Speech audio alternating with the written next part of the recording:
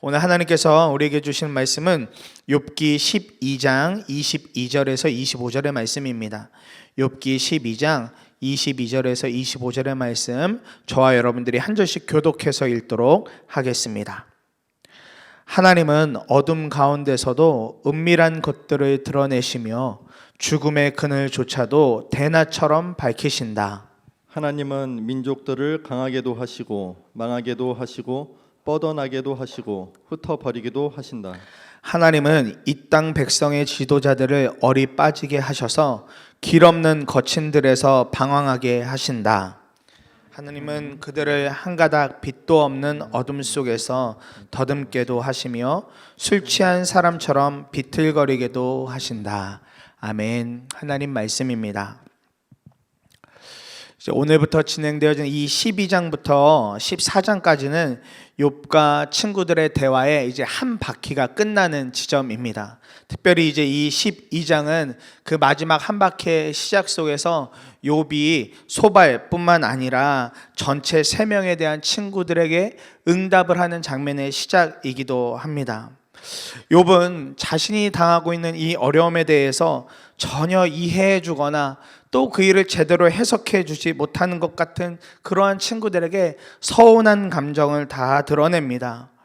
욥기의 이 첫 번째 한 바퀴가 맞춰져 가는 시점에서 고통을 당하는 사람과 그러한 고통당하는 사람을 보고 있는 사람의 관계를 고민하게 되는 것 같습니다.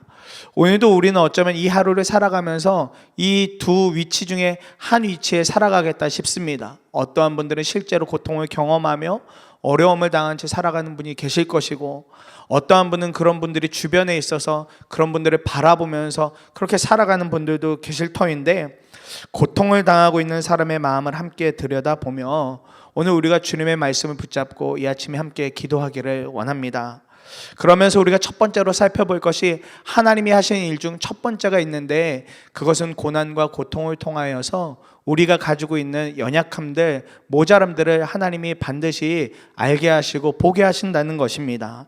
22절 말씀 보면 하나님은 어둠 가운데서도 은밀한 것들을 드러내시며 죽음의 그늘조차도 대낮처럼 밝히신다, 그렇게 말씀하고 있습니다. 이 말씀을 붙잡고 우리가 이렇게 좀 기도했으면 좋겠습니다.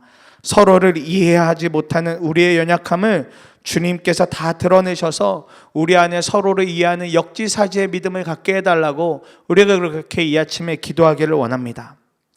욥이 3명의 친구들에게 가장 서운하고 힘든 것은 앞서 말씀드린 것처럼 이 욥이 당하고 있는 어려움에 대해서 친구들이 다 이해해 주지 않으려 한다는 것입니다. 욥은 그렇게 느끼고 있는 것입니다. 욥 자신도 하나님에 대해서 알 만큼 알고 있는 사람이고, 하나님은 엄청나게 지혜가 많으신 분이라는 것을 욥은 그렇게 12장에서도 이야기를 하고 있습니다. 이런 가운데에서 욥은 하나님이 하시는 일 중에 한 가지를 그의 입술을 통해 이렇게 말합니다. 하나님은 어둠, 죽음의 그늘을 밝히 비춰서 드러내신다는 것입니다. 우리가 가지고 있는 어둠 그리고 죽음의 그늘이 무엇이겠습니까?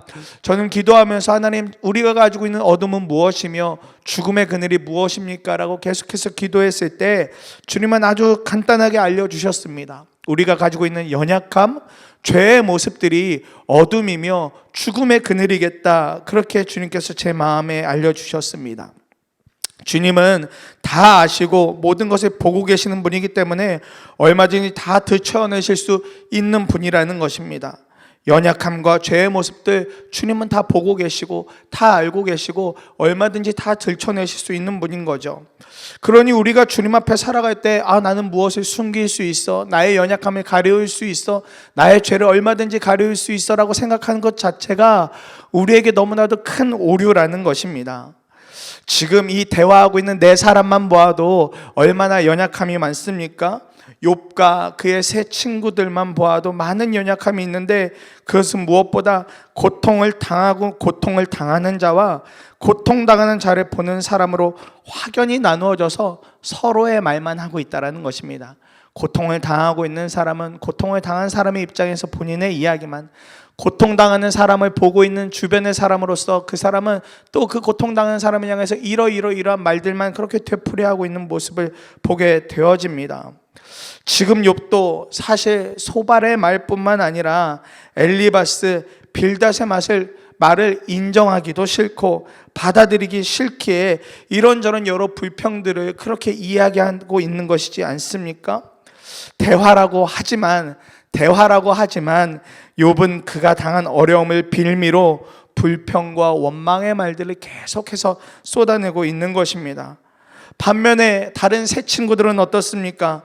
어려움 당하는 친구를 보면서 이해하고 공감하기보다는 자신들이 알고 있는 여러 가지 신학적인 관점들, 하나님에 대하여서 그렇게 하나님에 대하여서 아는 것을 가지고 욥을 판단하고 욥이 잘못한 것이라고 그렇게 말을 하고 있습니다.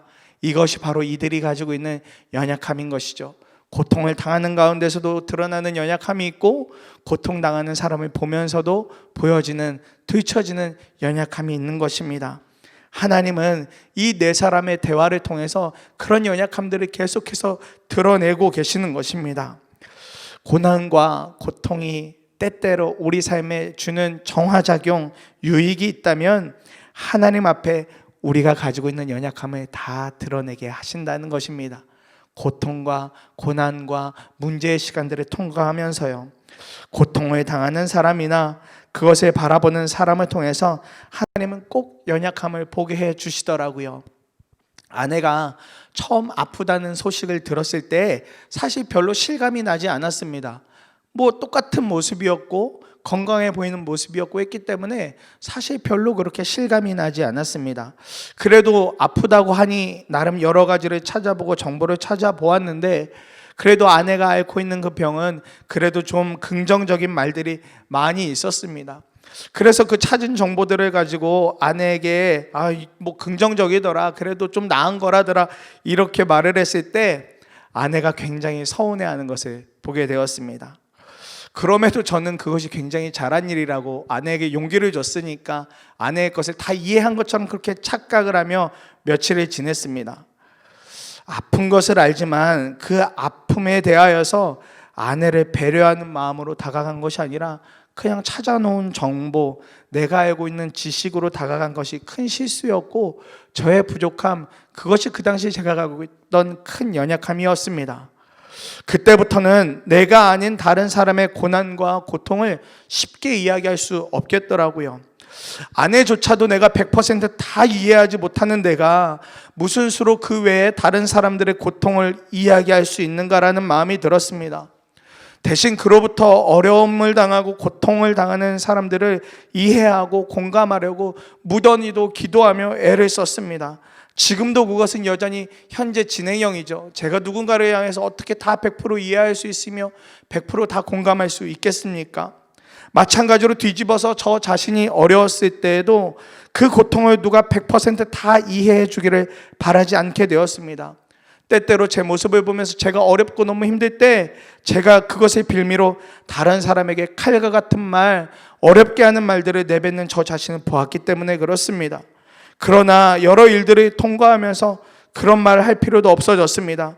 그렇게 조금씩 나의 상황을 또 다른 사람을 이해하고 공감해 가기 시작했습니다. 아마도 제가 가진 그러한 연약함을 발견하고 주님께 기도하지 않았다면 저는 지금도 목회한다고 하면서 다른 사람의 아픔을 쉽게 말하고 나의 아픔을 다른 사람들이 그저 다 이해해 주기만을 바라면서 그렇게 살았는지도 모르겠습니다. 사랑하는 여러분, 우리가 가진 연약함은 은근히 나의 아픔, 나의 어려움만을 이해받기 바랄 때가 있다라는 것입니다. 그리고 그 반대로 또 어려움 당하니 아픔을 보면서 저거 내가 다 알고 있는 거야, 저 정도는 괜찮은 거야 라고 하면서 내가 무언가 결정해주고 판단해주고 싶은 마음이 들 때도 있습니다. 그에 따라서 내가 얼마든지 저 사람을 도울 수 있다고, 내가 도울 수 있다고 생각을 합니다. 그러나 그렇지가 않습니다. 내가 이해한 것으로, 내가 아는 것으로, 또 내가 당하는 아픔과 내가 당하는 어려움만으로 그렇게 모든 것을 다 말할 수가 없습니다. 역지사지가 필요합니다. 서로를 이해해야 할 필요가 있습니다. 하나님은 고통과 어려움의 시간들을 보내게 하시면서 때로는 주변 사람들의 그러한 아픔들을 보게 하시면서 우리가 가지고 있는 이런 연약함들을 다 드러내십니다. 그때 욥과 세 명의 친구들처럼 이해만을 바라거나 판결해 주려는 식으로 반응할 수도 있습니다. 그러나 오히려 그러한 시간들을 통과하면서 하나님께 그러한 속에서 발견되어지는 나의 연약함들을 고쳐달라고 기도할 수도 있습니다. 오늘 이 아침에 우리가 정말 간절하게 기도하기 원합니다. 여전히 우리에게는 이런 연약함들이 있죠. 서로를 다 이해할 수 없는, 다 이해하려는 모습이 부족한 우리의 연약함을 주님 오늘 다 드러내 주십시오. 사랑하는 가족들을 향해서, 사랑하는 또 직장의 동료들, 또 교우들을 보면서 하나님이 역지사지의 마음으로 다가가는 믿음을 주셔서 함께 이해하고 함께 공감하고 우리의 연약함을 고쳐내며 그렇게 공동체의 삶을 이루는 우리의 모습이, 우리의 믿음이 되게 해달라고 이 아침에 우리가 그렇게 그 마음을 구하며 함께 기도하기를 원합니다. 그러면서 두 번째로 하나님이 어떤 일을 하시는가, 고난과 고통을 통하여서 우리에게 무엇을 붙잡게 하시는가 봤을 때 우리가 하나님을 온전히 붙잡게 되어지면서 주님의 통치가 우리 삶의 모든 것을 이끌고 가는 것, 그것을 보게 하신다는 것을 붙잡게 되었습니다. 오늘 23절에서 25절의 말씀을 보면 하나님은 민족들을 강하게도 하시고 망하게도 하시고 뻗어나가게도 하시고 흩어버리기도 하신다. 하나님은 이 땅 백성의 지도자들을 얼이 빠지게 하셔서 길 없는 거친 들에서 방황하게 하신다. 하나님은 그들을 한가닥 빛도 없는 어둠 속에서 더듬게도 하시며 술 취한 사람처럼 비틀거리게도 하신다 말씀하고 있습니다. 이 말씀을 붙잡고 기도하실 때는 이렇게 기도하기 원합니다. 주님, 우리의 인생이 모두 다 주님 손에 달려 있습니다. 주님의 통치 안에 사는 우리의 인생임을 오늘도 믿음으로 고백하고 믿음으로 붙잡고 살아가게 하여 주소서. 우리가 이렇게 기도하기를 원합니다. 욥이 또 욥 그가 당하고 있는 지금의 상황 너무 부당하다고 여기고 있습니다.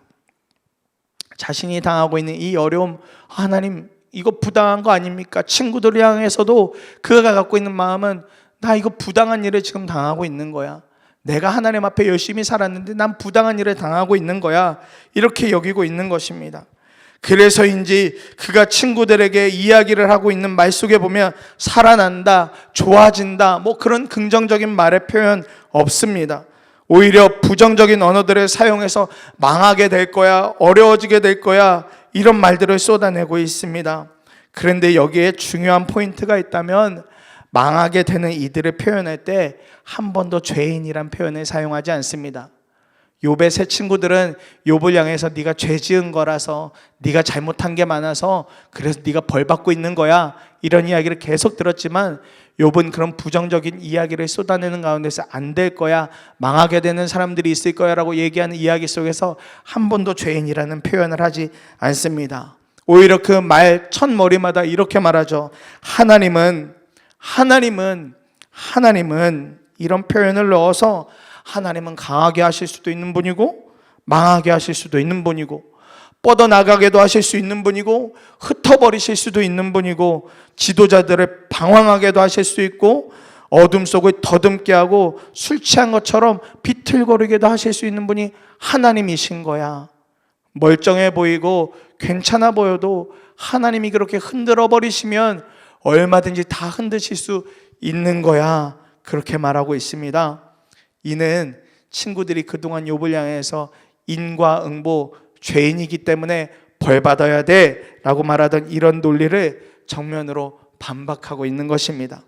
친구들의 요지는 아주 분명하죠. 고통당하는 이유, 죄를 지었기 때문. 어려움 당하는 이유, 죄를 지었기 때문이라는 논리였습니다. 욥이 당하는 고통도 욥이 하나님께 지은 죄가 많으니까 지금 네가 이런 고통을 당하고 있는 거야 라고 그렇게 수차례 욥의 마음을 다 긁어냈지요. 그러나 부당하다고, 지금 당하고 있는 일 억울하다고 말하고 있는 욥은 그렇게만 보지 않았습니다. 세상 속에서는 얼마든지 이해할 수 없는 이유로 깨지고 쓰러지는 사람들이 있다는 것을 욥은 말하고 싶은 것입니다. 하나님 앞에 열심히 살아가지만, 최선을 다해 살아가지만 다 이해할 수 없는 아픔과 이해할 수 없는 어려움을 당하는 사람들이 많은 거라고 욥은 말하고 싶은 것이죠. 이렇게 말하는 욥의 말을 마냥 부정적이라고 잘못되었다고만 말할 수 없을 것입니다. 지금 그의 심정은 아마 자신의 친구들을 향해서도 하나님을 향해서도 그다지 곱지는 않을 것입니다. 그러나 그러한 그의 말을 통해서 우리는 분명하게 알게 됩니다. 그렇다면 우리의 인생이 무엇인가? 우리의 인생 가운데 다가오는 고통과 고난은 무엇인가? 내가 다 이해할 수 없는 일이 있는 것이구나. 내가 열심히 주님 앞에 살아가도 나의 인생 주님께서 여러 모양으로 이끌고 가시는 것이구나. 우리가 주님의 통치 안에 살아가는 인생인 것이구나. 우리가 이것을 조금씩 깨닫게 되어진다는 것입니다. 2차 대전 당시에 독일의 히틀러는 게르만 민족이라는 우월론을 주장하면서 죄 없는 유태인들이 참 많이도 힘들게 하고 그렇게 죽음으로 몰고 갔죠.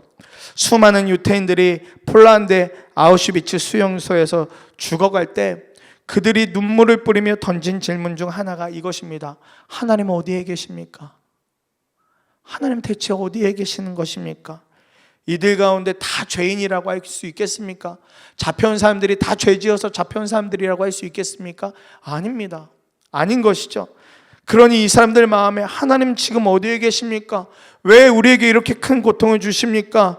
도대체 이런 고통을 왜 허용하시는지 모르겠습니다. 라는 이런 질문들이 늘 그곳에 사는 사람들의 큰 질문 중 하나였습니다. 그리고 시간이 지나서 연합군들이 이 수용소를 탈환하고 나서 내부를 조사하다가 한쪽 벽에 쓰여있는 찬송가 가사를 보고 깜짝 놀랐다는 겁니다. 어느 그리스도인이 그의 신앙의 고백으로 기록해놓은 구절이 바로 이런 구절이었습니다. 그 크신 하나님의 사랑 말로 다 형용할 수 없네. 그 크신 하나님의 사랑 말로 다 형용할 길이 없네. 그런데 이 찬양의 가사 옆에 누군가는 이렇게 적어 놓았습니다. 하나님의 사랑이 있다고?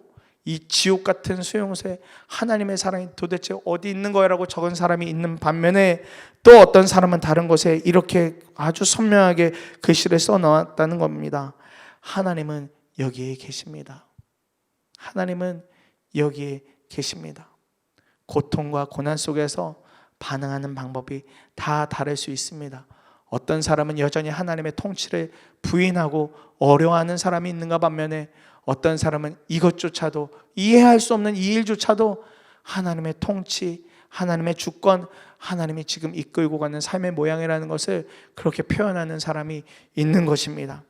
고난이 오면 어떤 이들은 쉽게 단정합니다. 저거 죄의 결과야. 저거 저 사람이 잘못한 것이 많아서 저 일 당하는 거야. 심지어 본인도 그렇게 말할 때가 있죠. 내가 죄 지은 것이 많아서 그래. 내가 그동안 제대로 못 살아서 내가 이런 고통 당하는 거고 어려움 당하는 거지. 그렇게 이야기하는 경우들이 있습니다. 그러나 좀 더 깊이 주님을 신뢰하고 주님께 질문해 본다면 다를 수도 있겠다 싶습니다. 우리 인생의 흐름이 주님 통치 아래서 살기에 우리는 좋을 때도 있고 어려울 때도 있습니다. 주님은 우리에게 고난 없는 인생만 허락하신 적 단 한 번도 없으십니다. 예기치 못한 고난도 주실 수 있으십니다. 그리고 그 고난을 또 거두어 가실 수도 있으십니다. 그런 시간들 속에서 우리가 분명하게 봐야 할 믿음이 있는 것입니다. 주님이 우리 삶을 나의 뜻, 우리의 뜻대로가 아니라 주님의 뜻, 주님의 계획, 주님의 통치대로 그렇게 이끌고 가시다는 것을 우리가 그렇게 믿음으로 볼 수 있기를 간절히 소망합니다. 고난과 고통은 때론 그렇게 우리의 삶을 정화시켜 줍니다.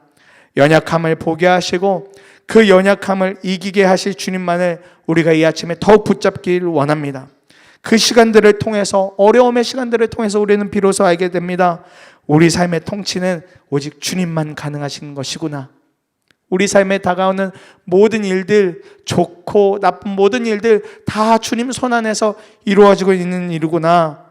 죄가 많아 당하는 고난과 고통이 아니라 주님을 더욱 의지하게 하는 도구로 주님은 고난도 고통도 얼마든지 사용하실 수 있는 분이십니다.